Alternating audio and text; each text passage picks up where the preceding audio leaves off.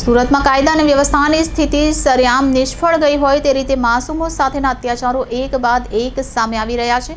ત્યારે હજીરામાંથી 6 વર્ષની બાળકીનું અપહરણ થયા બાદ આજે તેનો મૃતદેહ મળી આવ્યો હતો, જેથી ફરી એકવાર માસૂમો સલામત ન હોય તેવો ઘાટ સર્જાયો છે। 6 દિવસ અગાઉ 6 વર્ષ બાળકીનું અપહરણ થયું હતું। ત્યારબાદ બાળકીને શોધવા અલગ અલગ ટીમ કામે લાગી હતી। જોકે આજે હજીરા ગામના ઝાડી ઝાંખરામાંથી બાળકીનો મૃતદેહ મળી આવ્યો હતો। બાળકી સાથે કોઈ વિકૃત માનસિકતા ધરાવનારે दुष्कर्म आचर्या बाद हत्या करी होवानी आशंका सेवाई रही है। हाल समग्र मामले पुलिस काफलाए घटना स्थळे पहुंचीने वधु तपास हाथ धरी है।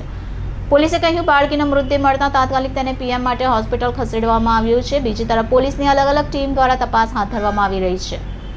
માસૂમની સાથે કોઈ અઘટિત બનાવ બન્યો કે કેમ તે દિશામાં પણ પોલીસે તપાસ હાથ ધરી છે। હાલ ઘટના સ્થળે એસીપી ડીસીપી સહિતના ઉચ્ચ અધિકારીઓ તપાસમાં જોડાયા છે। આરોપીને વહેલી તકે ઝડપી લેવામાં આવે તે પ્રકારના ચક્રો ગતિમાન કરવામાં આવ્યા છે। ये हमारे पास 7 तारीख को एक मिसिंग दर्ज हुई थी हजीरा पुलिस स्टेशन में।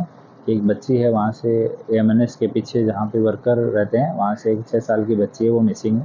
तो इस बच्ची को ढूंढने के प्रयास कर रहे थे। हमारी अलग अलग टीमें बना के इस एरिया में ड्रोन से भी चेक किया गया। इसको अलग अलग टीमों के द्वारा जितना एरिया आसपास का सब जगह चेक किया गया था। तो आज सुबह एक लेडी ने इन्फॉर्मेशन दी कि एएमएनएस के पीछे का जो जंगल है वहाँ पे एक डेड बॉडी पड़ी हुई है। तो वहाँ आइडेंटिफाई किया गया तो ये मिसिंग वाली बच्ची थी। अभी पंचों को बुलाया गया है एफएसएल और मामलतदार की हाजिरी में। बच्ची की बॉडी को यहाँ से सिविल हॉस्पिटल में फॉरेंसिक पोस्टमार्टम के लिए रेफ़र किया गया है और आगे की इन्वेस्टिगेशन अभी चालू है। एक बार पीएम की रिपोर्ट आने के बाद में तहकीकात की जाएगी और कुछ प्रोग्रेस होगा तो आपको इन्फॉर्म करेंगे। Thank you.